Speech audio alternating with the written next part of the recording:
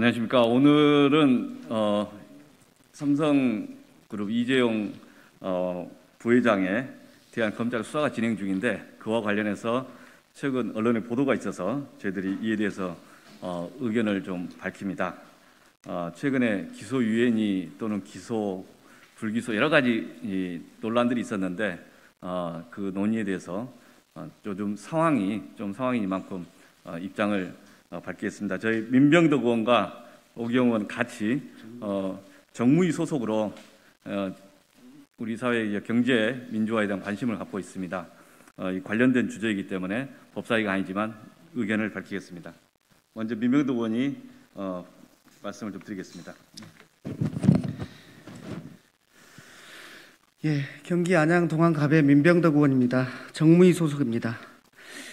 이재용 사건 무혐의가 아니라면 기소가 정답이다. 2020년 6월 26일 검찰 수사심의위원회는 이재용 부회장의 기소 및 수사 계속 여부를 심의한 후 수사 중단 및 불기소 의견을 밝힌 바 있습니다.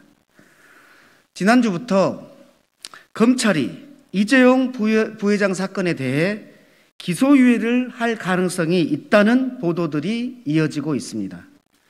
이에 저희는 이 사건에 대해서는 검찰이 기소유예할 사안이 아니고 수사 결과에 책임을 지고 기소하여 법원의 판단을 받으라고 촉구하고자 합니다. 검찰이 수사하고 있는 이재용 부회장 사건은 삼성 바이오로직스 분식회계에 관련된 건입니다. 분식회계는 자본시장의 투명성을 유지하고 시장 왜곡을 방지하기 위해 반드시 근절해야 할 중요 범죄입니다.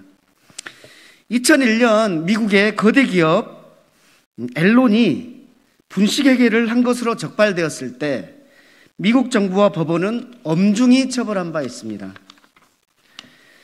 그 CEO 제프리 스칼링은 12년 동안 징역을 살아야 했고 분식회계에 연루된 다른 임원들도 형사처벌을 받았으며 앨론은 결국 파산하였습니다. 나아가 분식회계에 관여한 외부 감사인 회계법인 아서 앤더슨도 엄한 처벌을 받고 결국 문을 닫게 되었습니다. 자본시장의 질서를 지키기 위해서는 이해관계자들의 신뢰가 유지되어야 하고 따라서 분식회계에 관여한 기업이나 개인에 대해 엄중히 그 책임을 물었기에 오늘 미국 자본시장이 유지되고 있는 것입니다. 삼성 바이오로직스 분식회계에 대해 우리 증권선물위원회도 이미 2018년 11월 14일 그 혐의를 확인하였고 삼성 바이오로직스에 대해 과징금을 부과하였습니다. 나아가 그 회사와 대표이사를 검찰에 고발하였습니다. 삼성 바이오로직스 분식회계와 관련하여 제일모직과 삼성물산의 합병이 이루어졌는데 참여연대는 이 합병을 통해 이재용 부회장 쪽이 최소 3조 1천억 원, 최대 4조 1천억 원의 부당이득을 얻었다고 주장하기도 하였습니다. 또한 작년 국정감사 과정에서 국민연금이 삼성물산과 제일모직의 합병으로 인해 수천억의 손실을 본 것으로 보도도 되었습니다.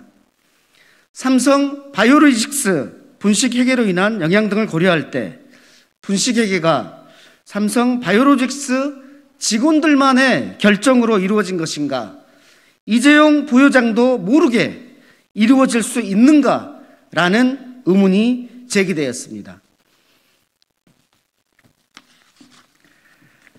그래서 검찰이 지난 1년 반 이상 이재용 삼성전자 부회장에 대한 자본시장법, 외부감사법 위반 혐의에 관한 수사를 해왔습니다. 그리고 지난 2020년 6월 4일 서울중앙지방법원에 이재용 부회장에 대한 구속영장을 청구하였습니다. 검찰은 그 검찰 구속영장 청구를 기각하였지만 담당 부장판사는 기본적 사실관계는 소명됐고 검찰은 그간의 수사를 통해 이미 상당한 증거를 확보한 것으로 보인다. 그다음 사건의 중요성에 비추어 때 피의자들의 책임 유무 그 정도는 재판 과정에서 충분한 공방과 심리를 거쳐 결정하는 게 타당하다라고 담당 부장판사가 언급한 것으로 보도되었습니다. 현 시점에서 검찰의 선택지는 무혐의 기소유예 기소입니다.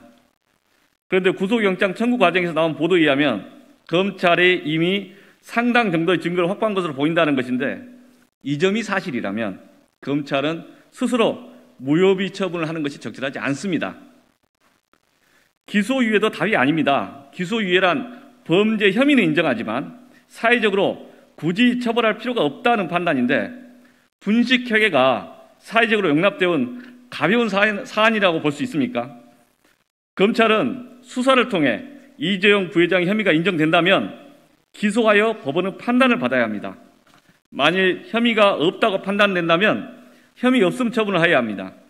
분식회계와 같이 자본시장의 기본 질서를 흔드는 사안에 대해 기소유예로서 종결해서는 안 될 것입니다. 최근에 이재용 부회장 사건의 기소유예 가능성 이런 언론 보도들이 있는데 이 보도들이 오보이기를 바랍니다. 이상입니다.